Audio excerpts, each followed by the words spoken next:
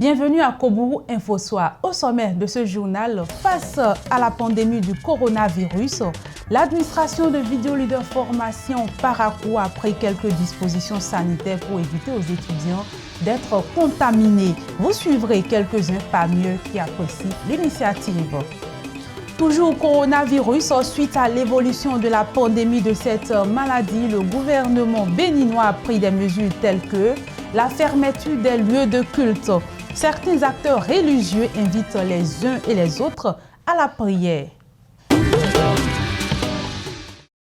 Mesdames et messieurs, bonsoir. Le coronavirus continue par sévir un peu partout dans le monde.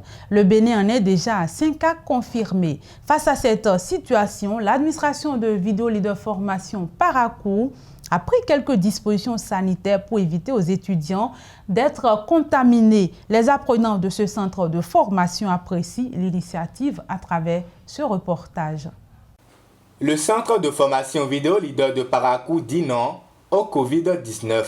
Et pour preuve, à l'entrée du centre, un dispositif de lavage de mains à l'eau et au désinfectant.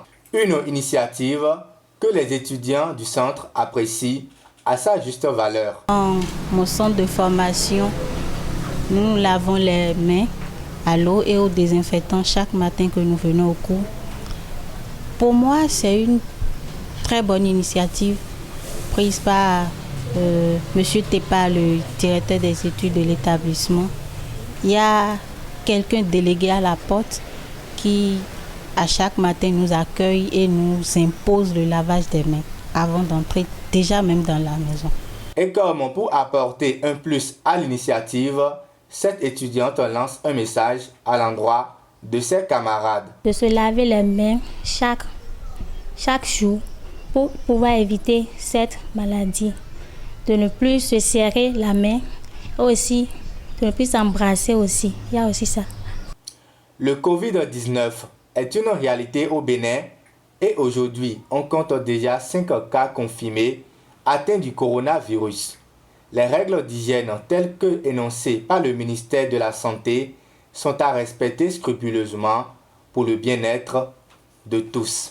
Parlons toujours du coronavirus. Suite à l'évolution de la pandémie du Covid-19 au plan mondial, régional et national, le gouvernement béninois a pris des mesures afin de prévenir ce mal qui persiste. Comme mesure, on peut citer la fermeture des lieux de culte pour une période donnée. Suivez ces acteurs religieux qui exhortent la population à beaucoup prier. L'Église recommande vivement qu'on prie en famille, qu'on prie à la maison. D'ailleurs, le jour de mercredi saint, l'ouverture de carême commence par « entre dans ta chambre ». Et là, ton Père, et prie ton Père qui est là dans le secret, il te voit. Si cela peut renforcer ce que nous appelons la prière intime, la prière d'oraison, le seul à seul avec Dieu, c'est tant mieux. Mais il faudrait aussi que nous ajoutions le délivre-nous Seigneur du coronavirus. Il faudrait que chaque fidèle puisse l'ajouter dans sa prière et que les prêtres aussi dans la messe puissent le dire. Après le Notre Père par exemple, délivre-nous Seigneur du coronavirus et de tous les maux. Par rapport à cette maladie, ce que moi je vais demander, c'est d'implorer beaucoup le pardon de Dieu. Parce que c'est les péchés qui sont trop maintenant. On pêche trop beaucoup. Présentement, c'est ce qui a fait que le mal vient. Parce qu'il y a des... Bon. Et selon les hadiths que nous on a appris, ils ont dit que si le mal devient trop, ou bien les gens se têtent à faire du mal aux musulmans ou bien à des croyants, Dieu va faire descendre quelque chose pour pouvoir tirer les oreilles à ceux qui n'entendent pas.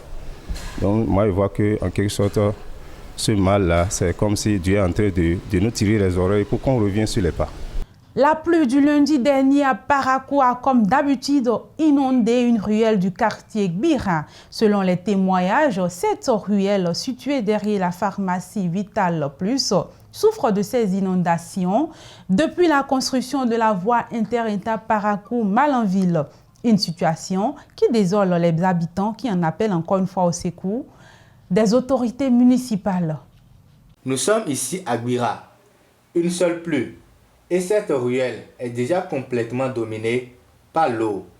Quelques jeunes tentent de trouver une issue à l'eau qui visiblement dérange leur quiétude. Selon les habitants, la situation date de la construction de la voie inter-État Parakou-Manaville. Avec la réalisation donc, des travaux et du buvage de la voie inter-État, l'assainissement qui devait être fait en amont par rapport à ces travaux n'a pas été assuré par la municipalité. Ce qui fait que dès la fin de la réalisation de ces travaux, à chaque fois il pleut, donc nous on est inondés comme si nous sommes dans une zone marécageuse. On demande à nos autorités, surtout la mairie, de venir nous sauver. Depuis qu'ils ont fait le goudron Yaïboni, la voie, la grande voie là, on n'a pas la paix dans l'avant. Chaque fois que la pluie tombe, tous les champs sont inondés. L'avant ne peut pas passer. Plusieurs démarches ont été menées par les habitants. Mais juste là, aucune démarche de la part des autorités pour réduire la souffrance des habitants. On avait fait une délégation, on avait actionné un peu le service d'assainissement de la mairie pour qu'on puisse nous faire quelque chose parce qu'il y a de cela 2 ans, l'eau était rentrée dans toutes les maisons ici. Bon, ils font signe de revenir après, mais bon, on ne voit plus personne. Et on a essayé avec nos fonds propres, mais malgré ça, ça n'a rien donné. La saison pluvieuse vient de commencer. Et il serait judicieux aux autorités d'écouter le cri de cœur des populations. Bouclons cette édition avec cette information. La journée mondiale de lutte contre la tuberculose se célèbre le 24 mars de chaque année. Journée instituée pour mieux faire connaître au grand public les conséquences sanitaires, sociales et économiques de cette maladie. Suivez pour plus de précision cet élément. La journée de lutte contre la tuberculose est une journée internationale qui a pour but de sensibiliser à l'épidémie mondiale de tuberculose et aux efforts entrepris pour éliminer cette maladie.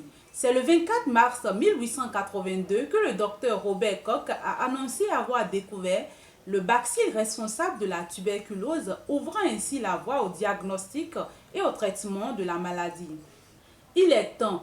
C'est le thème de la Journée mondiale de lutte contre la tuberculose édition 2020 qui insiste sur le fait qu'il est urgent d'agir pour honorer les engagements pris par les dirigeants mondiaux, à savoir élargir l'accès à la prévention et au traitement, de promouvoir une action équitable axée sur l'humain et qui respecte les droits de l'homme et bien d'autres.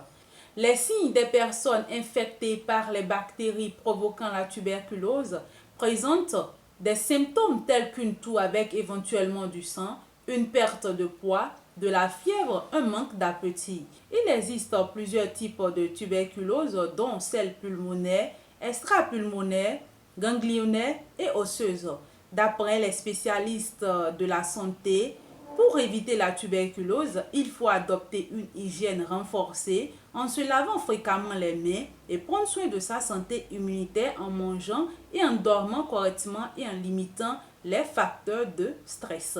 C'est la fin de cette édition. Merci de nous avoir suivis. Restez en compagnie de nos programmes. Le meilleur reste bien sûr à venir.